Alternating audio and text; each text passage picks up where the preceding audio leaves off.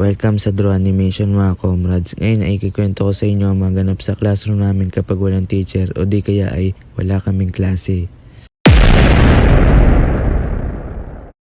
Una sa ginagawa namin kapag walang teacher ay maglaro sa cellphone o di kaya ay makinood sa nilalaro ng kaklase namin.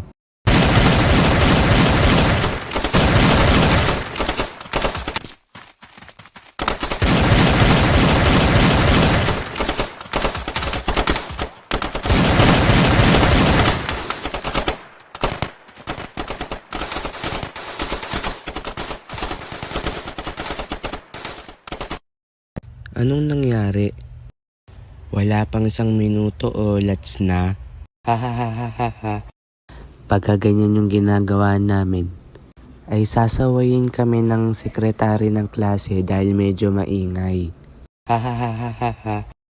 Huwag nga kayong maingay. Nilista kayo sa noisy.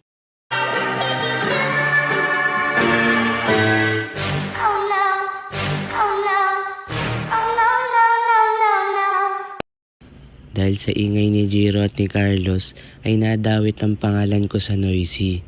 At yung iba namin kaklase nagkakating sila, pero hindi ako sumasama pag nagkakating sila. Uy tol, magkating tayo. Tara Carlos, magkating tayo kasama si Cedric at si Jaden. Sige! Ikaw Dro, sama ka sa amin magkating. Eh di magkating kayo, hindi ako sasama. A few moments later. Tatlo lang sila nagkating kasi hindi sumama si Cedric. Anong nakita mo? Tamang-tama, natutulog yung guard. Saan kayo pupunta? お前はもう死んでいる。何？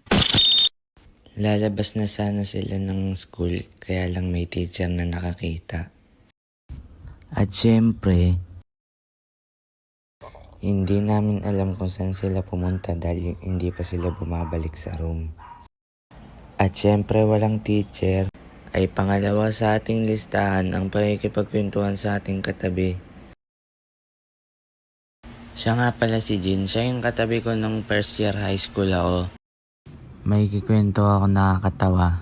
Anong kwento mo? May napanood akong viral na video. May isang estudyante, hawak niya lang yung ballpen niya. At may nakita siyang magandang babae na dumaan sa hallway. At maya-maya lang ay nakalimutan na niya kung saan niya nilagay ang kanyang ballpen. Hinanap niya ito ng hinanap kung saan-saan. Ngunit may nagsabi sa kanya na kanyang kaklase na nasa kamay niya lang ito. At doon niya nalaman na hawak niya lang yung ballpen niya. Pangatlo naman sa ating listahan ay sumilip sa kabilang section. Pero kayo huwag niyong gagayahin to dahil baka mapagalitan kayo. Tol, silip tayo sa kabilang section. Sige. A few moments later. Anong ginagawa nyo? Eh ma'am, sabi po nito sumilip daw po kami. Huwag kayong lumabas sa room nyo. Bakit mo ako binatukan? Dahil sa kalokohan mo nadamay pa ako. Pangapat at huli sa ginagawa namin kapag walang teacher ay mang-trip sa kaklase namin. Uy Cedric, gumising ka. Uy Drew, bakit mo ako ginising? Wala, nantitrip lang ako. A few moments later. Uy Drew, gising. Cedric, bakit mo ako ginising? Uy gising, tulog na. Uy Cedric, loko-loko ka. Salamat sa panonood niyo mga comrades.